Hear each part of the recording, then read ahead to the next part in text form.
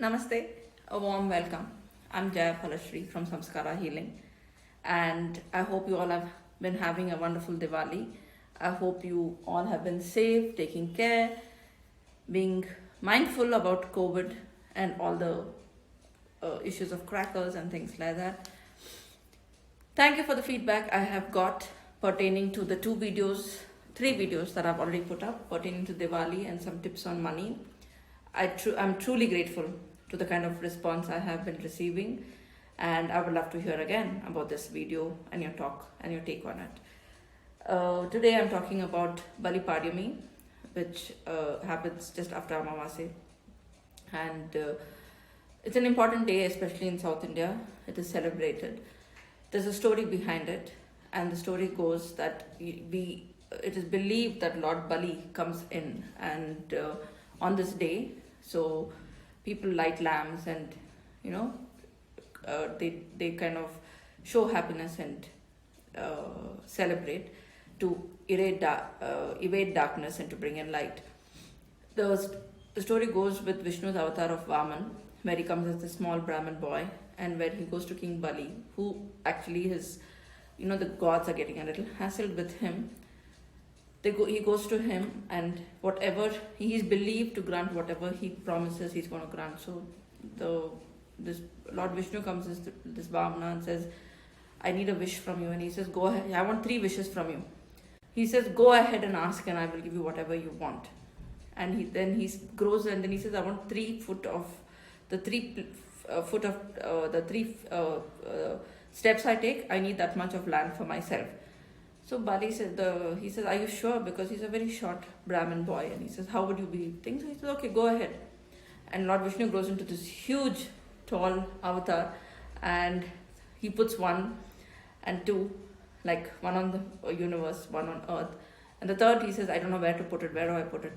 So then he says, King Bali says, "Put it on my head," and he bows down, and Vamana places the thing on his head, the foot, and presses him down, and he goes into the underground and starts ruling the underworld.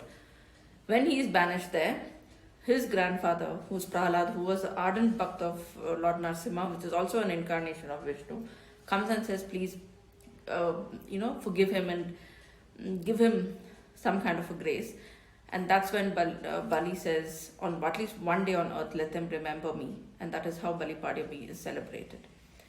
So that is the celebration of Bali Pratipada. Of course, in Diwali we light lamps, and we light lamp even on Bali Pratipada day, and we burst crackers just to show that we evade darkness, we want negativity to be left, and we want positivity and light. So where there is light, there is no darkness. Where there is light, there is the divine grace and blessings. And that's the strong belief, and that's the reason why it is celebrated. So that's my small little talk on Bali Pratipada. But another tip today I would like to share with you all, and that is got to do with money. So money is something that all of us want, and some of us get into these constant issues where people are not paying us money on time. Maybe our rents are not coming on time.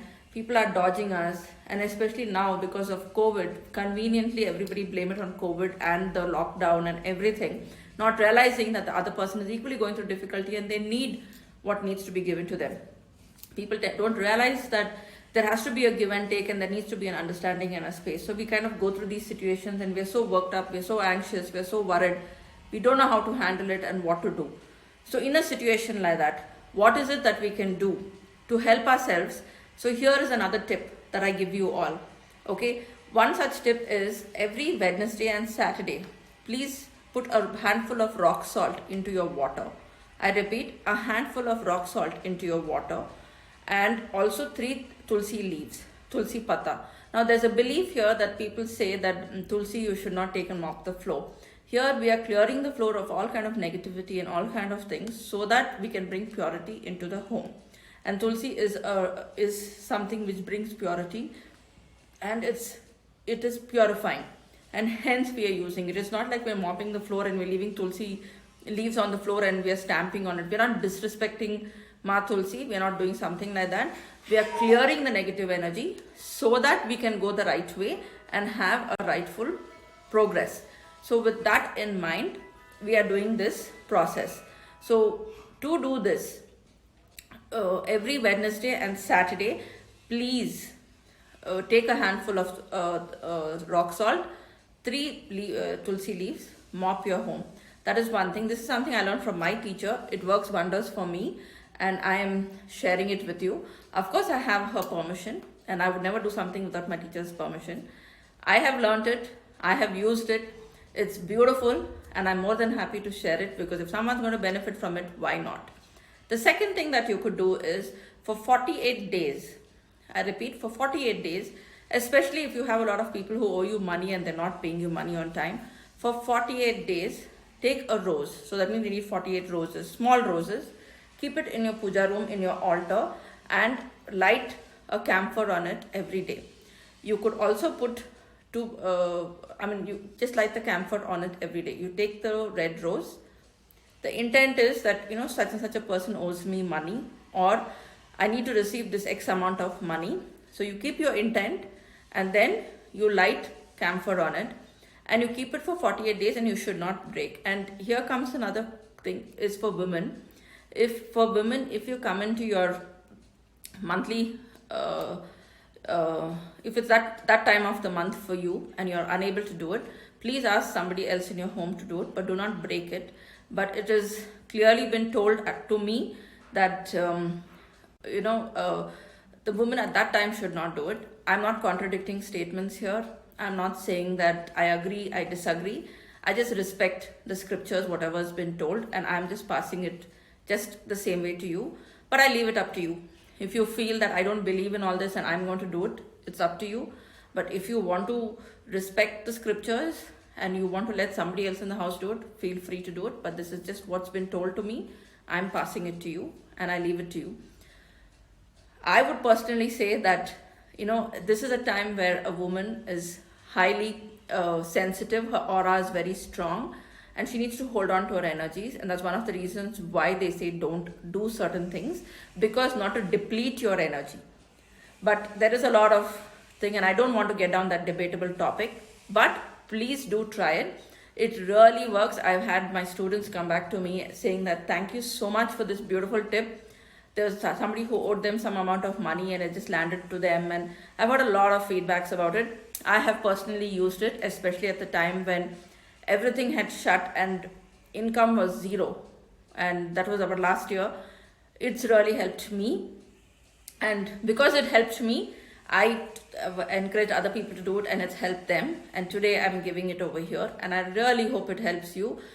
Do share your feedback after you do it. And one tip you need to remember when you're doing this, whether you're doing the salt ritual, which is mopping the floor with the salt, or you're doing the red rose thing, please don't have an expectation, or don't think, when is it going to come? How is it going to come? Am I going to get it? That's not to be worried about for you. You are just doing a particular ritual, a simple ritual, to manifest something into your space which needs to reach you. That's it. It needs to be done, the rose needs to be done in the puja room. If you don't have a puja room, your altar, somewhere very simple. It is not bound by religion.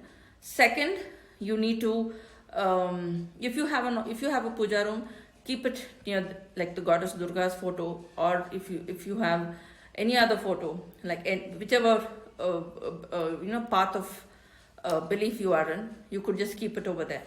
Now when it comes to salt and tulsi, it's completely up to you. These are all tried, and we know how they work. I've shared it with you. Please do start trying all these during the month of Diwali, since it's an auspicious period and we're moving into Kartik Mas. So it's a lovely time to start something new. I'm more than happy that I could share something like this with you all. I wish you all a wonderful, wonderful season of festivities. I pray to the goddess to bring abundance into your life, abundance of health, wealth, happiness, and love. May all your dreams come true. May the divine blessing and grace be with you all. I wish you all a Shubh Deepavali. God bless. Thank you so much for being with me, and I shall see you soon. Thank you. Stay safe. Take care. Thank you.